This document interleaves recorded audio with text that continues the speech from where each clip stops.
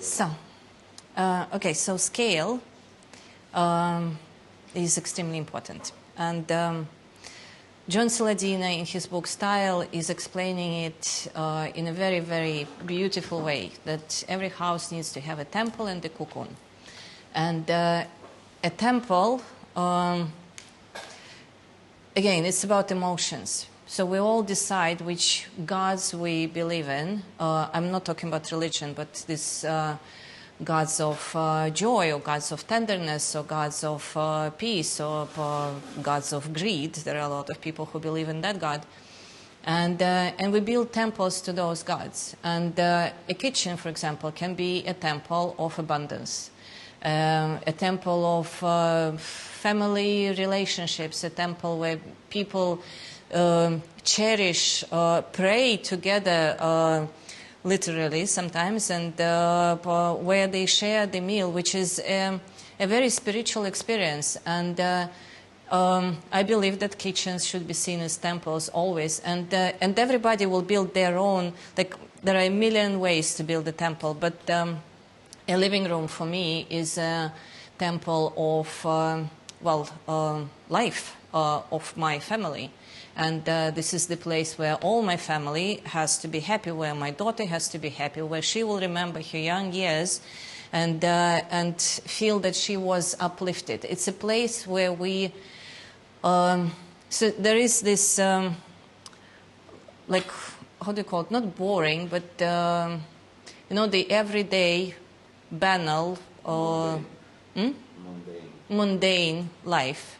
So there is that. And then there are spaces where we lift above the mundane, where we go to the next level of spiritual existence, and where we feel, we just feel more. And this is the kind of temples we are building in every house we're making, in every space, in every, doesn't matter what project we're working on. And a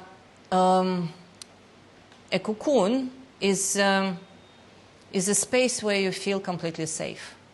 It doesn't have to be dark and windowless, not at all. But it can be a niche in your big room, which is a temple, where you go inside and you know that 4 other people are not going to sit next to you and not going to ask 27 questions, where you can think, when you can take a book, and everybody will see that you are there with the book and you're not supposed to be disturbed, where you can think clearly, where you can, where you just feel safe. And of course, bedrooms. Well, from being a temple of desire, which is absolutely necessary in the bedroom, have also to be cocoons and this place where people are safe to fall asleep.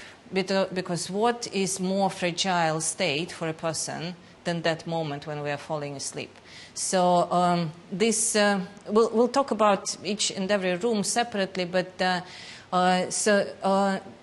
this building a cocoon in a bedroom, every day we are letting this world happen. We just close our eyes and we expect nothing to happen for good 7-8 hours.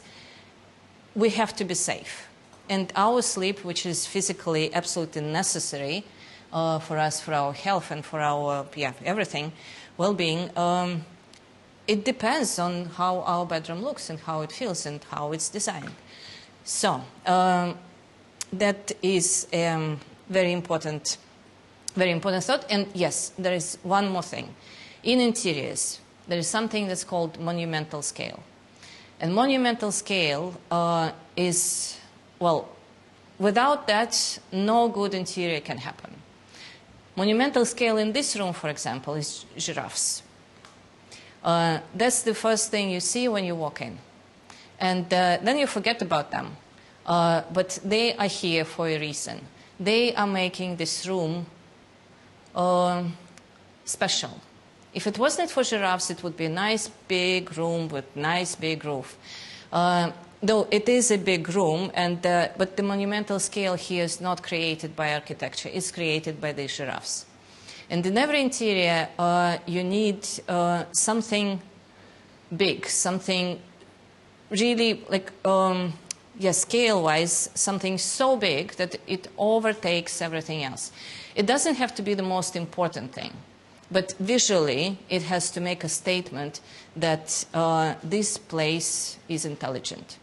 For something to look big, it has to have something small next to it. Because no matter how big a giraffe is, if you don't put something small, and okay, it was a different composition when giraffes arrived. There was no table in front of them, so everything was a little bit different. You would see a lot more giraffes. But for something to look big, you have to put something very small next to it.